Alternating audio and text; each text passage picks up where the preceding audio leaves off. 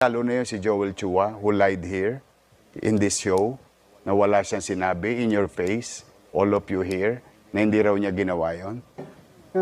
No, that's not true. You said something. You said something that even you yourself cannot be proud of.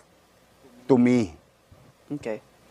I'm just si Letlet. I'm just si Letlet. Buhay pa si Letlet. Dalawa kayo ni Roland Valeriano. Ngayon lang ako sumagot kasi hindi ko kayo sinasagot ng kampanya. Ayoko ma-blur yung damdamin ng tao. Gusto ko fix ang eyesight ng tao based on program of governance ang i-offer. But in hindsight, yung dalawa na yan, said something na kahit ikaw, Pinky, hindi mo makakain. O yun ang katotohanan. O now, kung gusto nyo, total, tapos naman ang lahat, edi magpa-lie detector test tayo. Kumbaga, para malaman natin.